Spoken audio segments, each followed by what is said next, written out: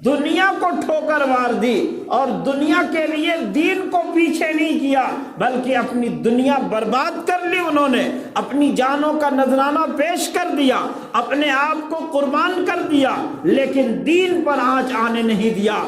آج ہم مسلمانوں کا معاملہ یہ ہے کہ حالات جتنے بگڑ رہے ہیں اتنا ہم بھی بگڑتے جا رہے ہیں، اتنی زیادہ خرابیاں ہمارے درمیان بھی آ رہی ہے، ایسی برائیاں ہمارے درمیان بھی آ رہی ہے اور ہماری زندگیوں میں وہ برائیاں آ رہی ہے۔ کیا یہ حالات آ گئے؟ ان حالات میں ایسا ہوا کہ مسجدوں کے نمازی بڑھ گئے ہوں؟ مسجدوں میں تو وہی جمن جمراتی ہیں کہ جو کل تھے وہ آج بھی ہے۔ ایسے دور میں جب ہم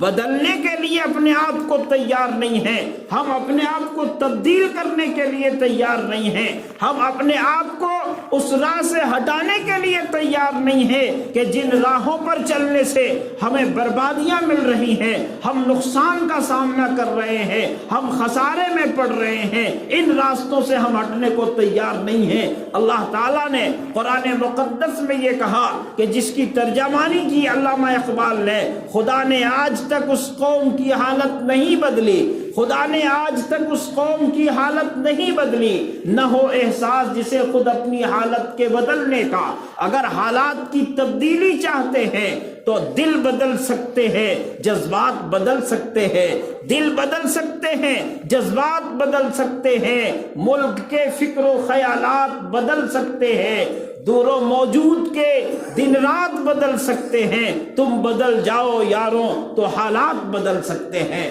ہمیں بدلنا ہوگا، ہمیں اپنے آپ کو تبدیل کرنا ہوگا، ہمیں اپنے آپ کو ان راہوں سے ہٹانا ہوگا کہ جو راہ، جس راستے پر چل کر کے ہم بربادی کی طرف جا رہے ہیں، جس راستے پہ چل کر کے ہم نقصان کی طرف جا رہے ہیں، جن راستوں پہ چل کر کے ہم پر مصیبتیں آ رہی ہیں، آفتیں ٹوٹ رہی ہیں، ان راستوں سے اپنے آپ کو ہٹانا ہوگا، اپنی زندگیوں کا دھارا بدلنا ہوگا، اپنی زندگیوں کا رخ بدلنا ہوگا، اپنے جینے کی جو تمنا ہے، جینے کی جو آرزویں ہیں، اس کو تبدیل کرنی ہوگی، اور زندگی گزارنے کا جو ہمارا دنچریہ ہے اس سے اپنے آپ کو ہٹانا ہوگا۔ جب ہم ہٹائیں گے تو حالات تو اس سے بدتر بھی ہوئے ہیں۔ ایسا دور بھی آیا ہے مسلمانوں کے اوپر، ایمان والوں کے اوپر، کہ لکھنے والوں نے، مورخین نے لکھا کہ اگر مسلمانوں کو جگانا مقصود نہ ہوتا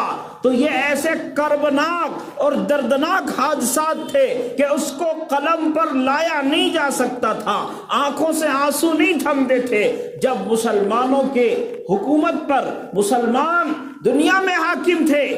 عباسیہ دور میں جب تاتاریوں کا یلغار ہوا، جس کے بارے میں علامہ ابن سیری نے لکھا کہ وہ ایسا سیلاب تھا، سیلاب کہ جیسے سیلاب آتا ہے تو پوری بستی کی بستی اور شہر کا شہر صاف ہو جاتا ہے۔ ابھی چند سال پہلے ایک لہر آ گئی، اللہ تعالیٰ کے لیے کوئی مشکل نہیں ہے، یہ اللہ کا نظام ہے۔ اللہ تعالیٰ دنیا والوں کو دکھاتا ہے، اے طاقت والو، اے قوت والو، اے چاند پر اور ستاروں پر کمندیں ڈالنے والو، دیکھو تم سے بھی بڑا کوئی طاقت والا ہے کہ جس کے ایک اشارے میں اللہ تعالیٰ نے وَإِذَا الْبِحَارُ فُجِّرَتْ، جب سمندر پھاڑ دیے جائیں گے، ایک اشارہ ہوا اس کا، سمندر میں ایک لہر اٹھ گئی اور کئی ملک برباد ہو گئے، کروڑا کروڑ لوگ لمحوں میں لقمے اجل بن گئے۔ یہ اللہ تعالیٰ کا نظام ہے۔ اللہ تبارک و تعالیٰ دنیا میں ایسے کرشمے اور ایسے کرامات دکھاتا ہے کہ تاکہ انسان عبرت حاصل کرے اور انسانوں کے دلوں میں ڈر پیدا ہو اس طاقت والے رب سے جو کن فیکون کا مالک ہے۔ تو اس دور میں ایسا سیلاب آیا، انسانوں کا سیلاب، ایسا سیلاب کہ جو جس طرف سے گزر گیا ادھر سر ہی سر نظر آتے ہیں، دھڑ ہی دھڑ نظر آتے ہیں، اور انسانوں کی بستیاں، بستی کی بستی صاف ہو جاتی ہے۔ مسلمان جب بزدل ہو جاتا ہے، مسلمانوں کے دلوں سے جب موت کی آرزو ختم ہو جاتی ہے اور جینے کی تمنا جاگ جاتی ہے، تو ایسے دور میں ایسا ہوتا ہے کہ کوئی بھی کمزور تر انسان آ کر کے اس کو اپنا شکار بنا سکتا ہے۔ اس دور میں جب تاتاریوں کا یلغار ہوا، مسلمانوں کی حکومت کی اینٹ سے اینٹ بجا دی گئی، بغداد دنیا کا سب سے خوبصورت ترین شہر تھا جسے عروس البلاد کہا جاتا تھا، وہ شہروں کی دلہن، شہروں میں سب سے خوبصورت شہر بغداد کا شہر تھا۔ لیکن بغداد کے مقدر میں بھی کیا لکھا کہ ہر زمانے میں بغداد کو لوٹا گیا، اور ہر زمانے میں بغداد میں خون ریزی ہوئی، ہر زمانے میں بغداد میں قتل و غارت کا بازار گرم ہوا۔ اس دور میں جب تاتاری بغداد پر حملہ آور ہوئے تو مسلمانوں کے سروں سے ان کی کھوپڑیوں کے مینارے بنائے گئے اور ان کے کتب خانوں کو برباد کر دیا گیا۔ وہ کتابیں یورپ تبدیل کی گئی، ان کی کتابوں سے دریائے دجلہ میں پل بن گیا، ان کے خون سے دریائے دجلہ کا پانی سرخ ہو گیا۔ ایسا دور بھی آیا، ایسا دور بھی گزرا تھا اس دور میں، اس زمانے میں کہ مسلمان اتنا کمزور اور بزدل ہو چکا تھا کہ تاتاری قوم کی ایک عورت آ کر کے اسے کہتی کہ تم کھڑا رہو تو یہ کھڑا رہتا کہ میں گھر سے آ کر کے تلوار لے کر کے آؤں گی اور تمہاری گردن کاٹوں گی، تمہاری گردن ماروں گی۔ تو اتنا ڈر اور اتنا خوف اس کے دل میں تھا کہ وہ وہاں سے ہل نہیں سکتا تھا۔ میرے بزرگوں، یہ وہ دور تھا کہ جس دور میں مسلمان جب بزدل ہو جاتا ہے، اس کے دلوں میں موت کی تمنا نہیں ہوتی، شہادت کی تمنا نہیں ہوتی ہے، اور یہ زندگی جینا چاہتا ہے۔ تو میرے آقا جناب محمد رسول اللہ صلی اللہ علیہ وسلم نے ایک موقع پر صحابہ کرام کے سامنے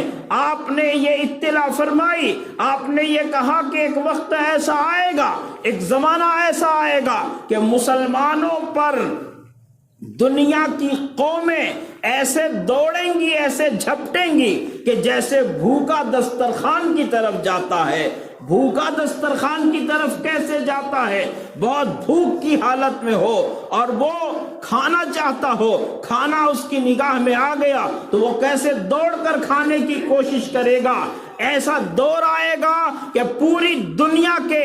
کفر اکٹھا ہو کر تمہارے اوپر یلغار کرے گی، حملہ کرے گی۔ تو حیرت کی بات ہے کہ وہ مسلمان تھے کہ جن کے ایک آواز پر انسان تو چھوڑیے، جنگل کے وحشی جانور، جنگل کے درندے، چیرنے والے اور پھاڑنے والے جانور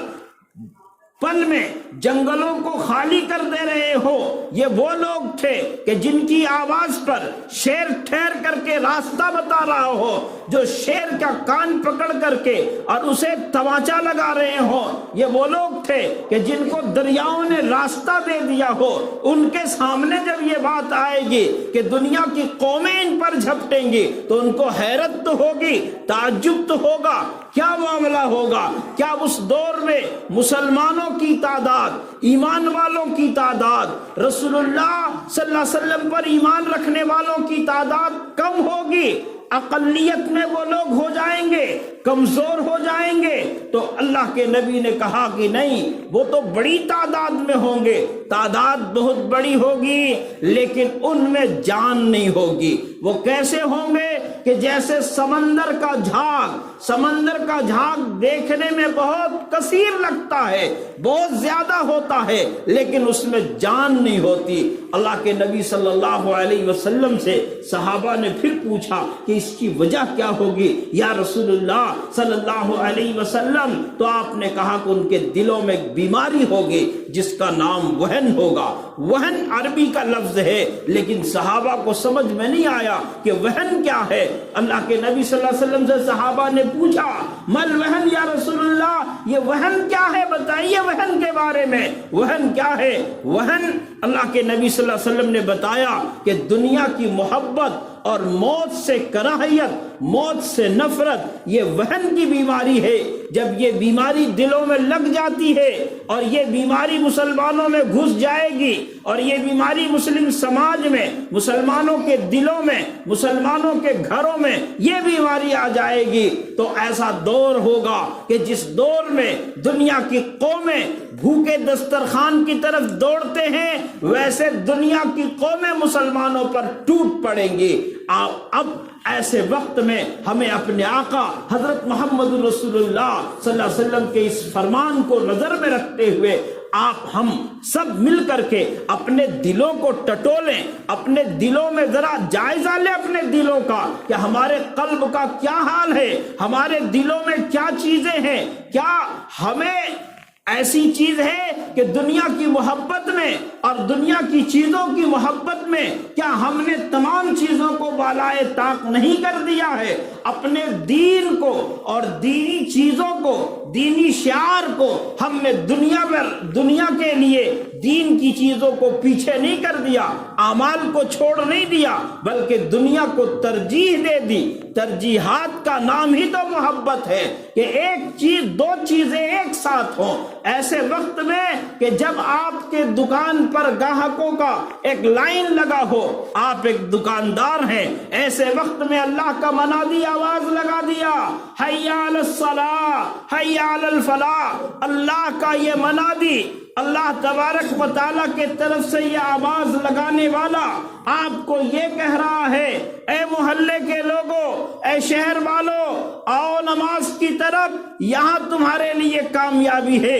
یہاں فلاح ہے۔ اور ہماری نگاہوں میں اگر دکانوں میں کھڑے گاہک نظر آ رہے ہوں اور نفع نظر آ رہا ہو اور دکان کو بند کرنے میں گھاٹا لگ رہا ہو، تو ایسے وقت میں سمجھ لیجئے کہ ہم نے دین کے لیے اپنے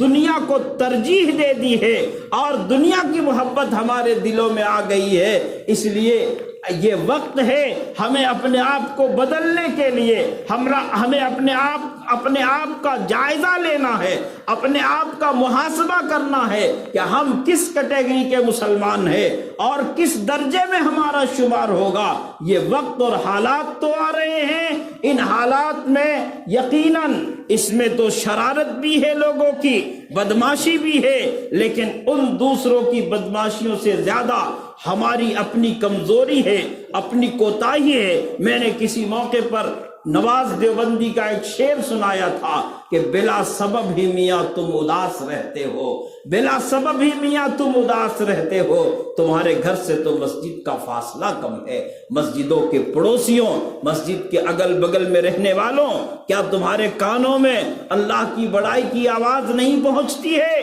مسجدوں کو آباد کرنے والے ہم بن رہے ہیں، ہماری مسجدیں آباد ہیں، ہماری مسجدوں میں جمعے کی طرح فجر میں اور عشاء میں اور ظہر میں اور مغرب میں ایسے 5 وقتوں کی نمازوں میں بھیڑ ہو رہی ہے۔ ایسے وقتوں میں ہم مسجدوں کو بہت وسیع بنا رہے ہیں صرف جمعہ اور عید کے لیے، حالانکہ جمعہ اور عید کے لیے مسجدیں نہیں بنائی گئی تھی، مسجد تو 5 وقت کی نماز کے لیے بنائی جاتی ہے۔ 5 وقت میں محلے کے تمام افراد آ کر کے مسجد میں نماز ادا کریں، اللہ سے رجوع کریں، اللہ سے تعلق قائم کریں، اللہ کے ساتھ رشتہ کو مضبوط بنائیں، تو ہمارے حالات سدھر سکتے ہیں، ورنہ ہم